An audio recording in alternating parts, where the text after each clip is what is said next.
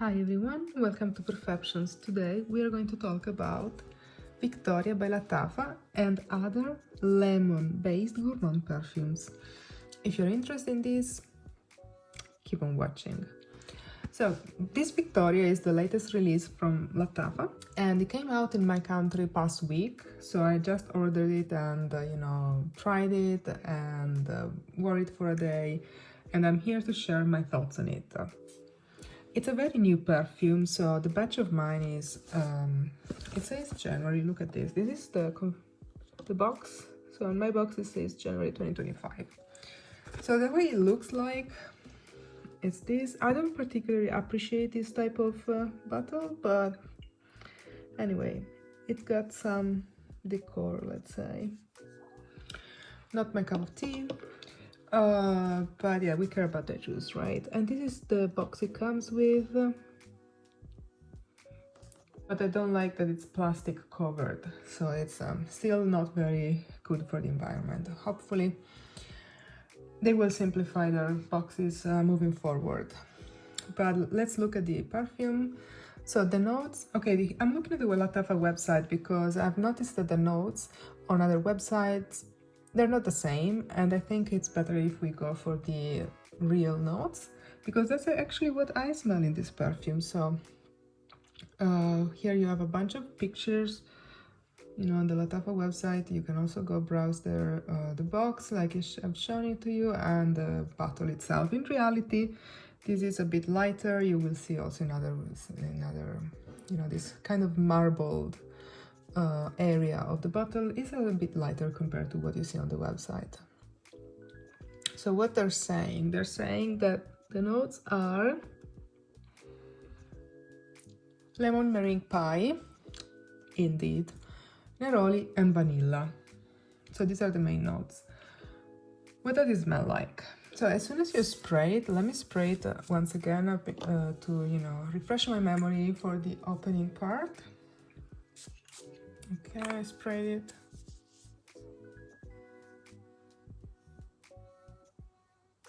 Yeah, so you get this lemony accord with some dry, sweet, sugary meringue. I don't know if you are familiar with the lemon meringue pie, but I think in French it's called tarte citron, something like this. Cake with like the cream, the lemon cream, and then on top you have the meringue.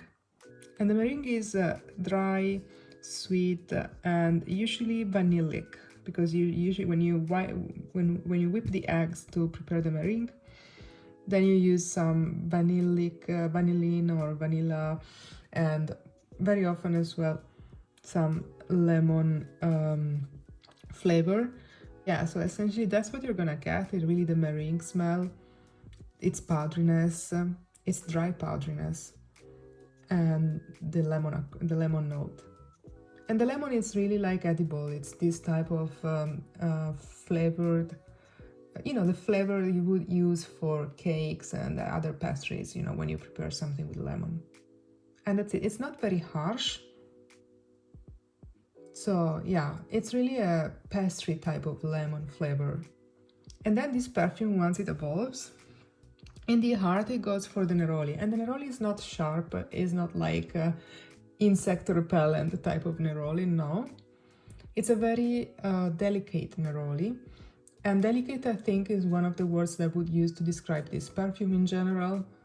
It really struck me for a characteristic that it has, which is an incredible fluffiness. It's very airy, it's very light, it gives you a carefree vibe, and it gives you a trail which is whimsical, very like a lemon cake fairy. It's not cakey, it's not very foody, the smell is not very foody.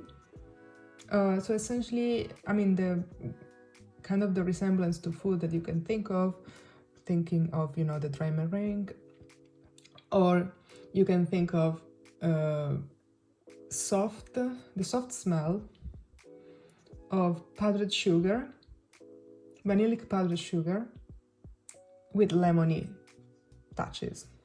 You have some lemon zest, some lemon flavor, and that's about it. So that's what you're gonna get in terms of the foodie aspect. But then there are other aspects, I think,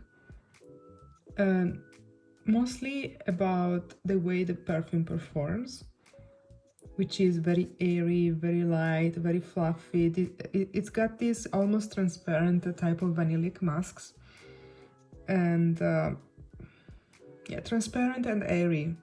It really opens up in the air around you, creates a very beautiful sillage, and leaves an enchanting trail.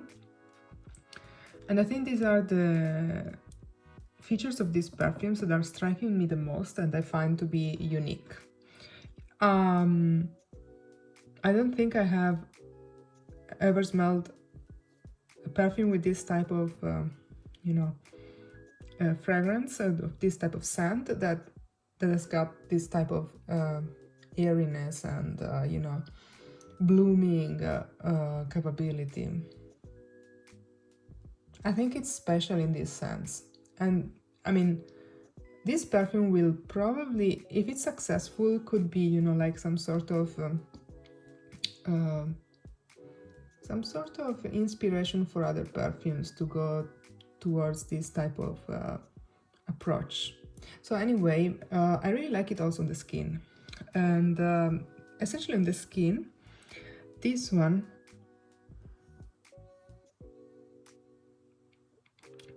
is this kind of a clean vanillic mask, not really sweet, but ever so slightly, and with neroli touches, right? I mean, like this orange blossom kind of, neroli is one of the 2 extractions you can do from orange blossoms, and the neroli one is the greener, more aromatic one, but here you don't get that green aromatic aspects kind of thing, or fruity aspects. No, not really. I mean, it's really more on the clean aspect of the neroli, and it couples very well with the lemon flavor from the lemon meringue pie. But I really like also the Heart and Dry Down. They're simple, they're nothing too complex, it's not very deep.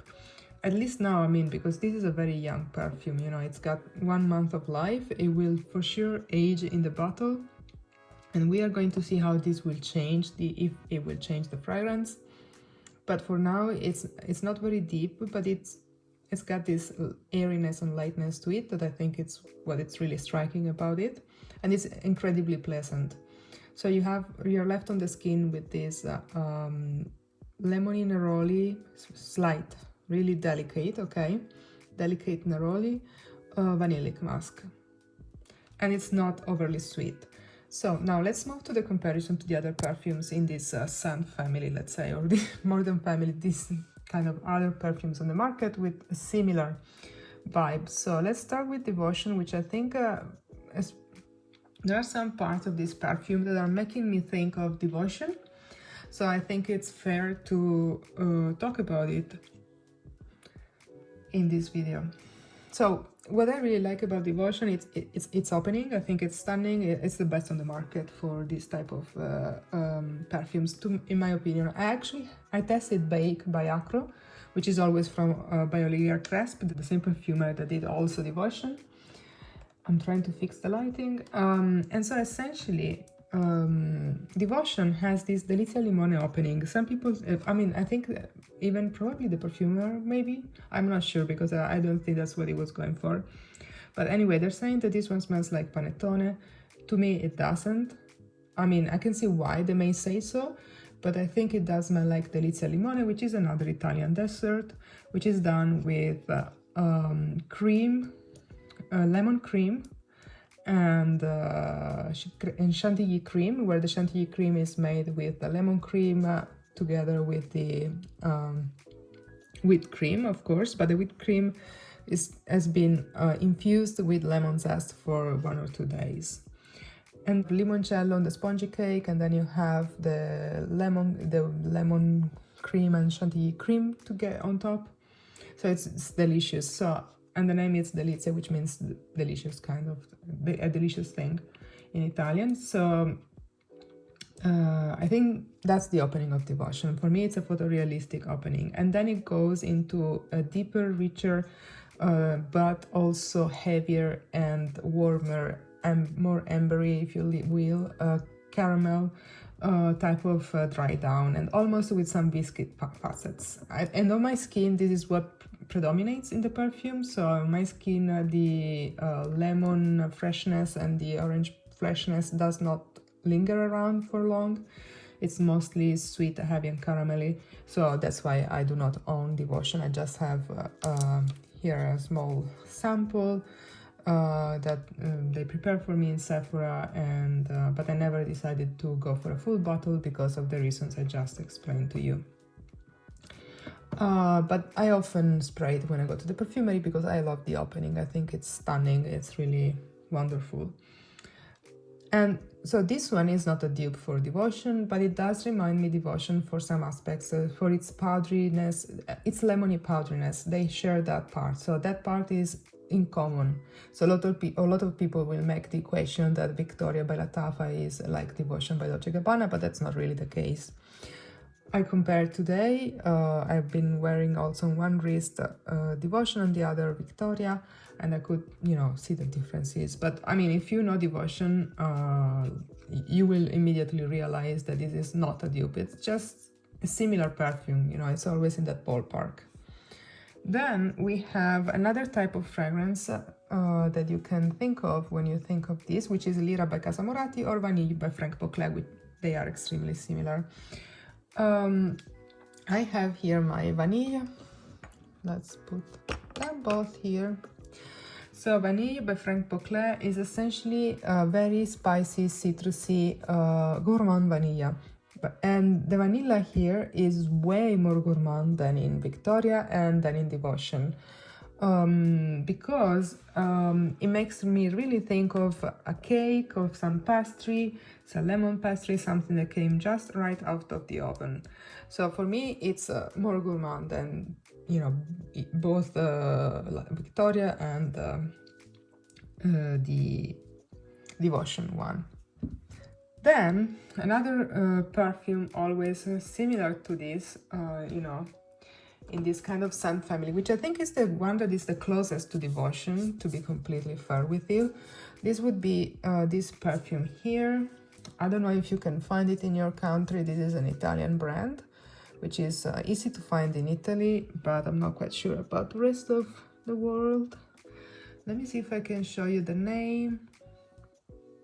Okay, so the name is this, so this is the brand, Morris, and this is the name. Aura is the name of the perfume, and this is the name of the line, Morris El Grazia Renasci, so it's a very, very long name. But I believe this perfume is the one, does not catch the beauty of the opening of Devotion, but it does, it's closer to Devotion in the heart and in the dry down of the perfume. So if you like those parts of Devotion and you're looking for a dupe, this could be a good alternative. You can also smell the almondy facets of the biscuit aspects of Devotion, you know, on the dry down. So that's for those who love the deeper, richer part, you know, the heavier part of the perfume. And I guess that's it. There are other perfumes coming to the market. I will mention very briefly this one. This is not a gourmand lemon though. This is just a lemon. So this is Fleur de Citronnier, Eau de Toilette by Fragonard. And Fragonard is a French brand that, you know, it's a kind of a niche brand from, you know, exists from a century or more. And yeah, I really like their perfumes. Their price to quality ratio is almost unbeatable. So these are the notes. So you have essentially lemon, you have grapefruit, you have green lemon and orange, and then you have petit grain. So here it's more aromatic and fresh and greenish. Then you have jasmine, apple, green apple, and then you have cedar and musks and white musks and white amber. So Oh, actually, we had them in English. Well, anyway, I hope you read it in English directly. Anyway, so this is not a gourmand lemon, but lemon is very trendy. This is the 2025 scent, or the scent of the year from by Fragonard. They do it every year, and they send it at home. This is so refreshing. This is very beautiful. So if you're looking for something petit grain heavy, this is petit grain heavy, in my opinion. You can look for something like this. Fragonard has an excellent choice of perfumes. I really like it. I need to do a video about their perfumes because I have so many of them. It's one of the first brands I collected. So there are also some bath products I want to talk to you about very quickly. So this is Austrian or German, I'm not quite sure, shop. So if you find it in your country, it's all over Europe, I don't know elsewhere. But you can get this buttermilk and lemon hand lotion, which is again very similar to this type of trend that we are living now in perfumery. And you also can get the shower gel. Probably they have something else, but I got those two. Anyway, getting back to Victoria by LATTAFA, what can I tell you? I think it's a beautiful perfume. It's not too gourmand. It's refined and carefree and very airy and light and fresh and light. I think it will be very good for the upcoming spring days, and can be also used during the colder summer nights, let's say. I really like it because it's true that it's got this sophistication given by the neroli, and I think also the fact that the vanilla is so airy and the overall perfume is spreads in the air so much. It seems like it's very light and fluffy, that makes it very refined, despite of it being a gourmand leaning scent. I wouldn't say this is a full-on gourmand.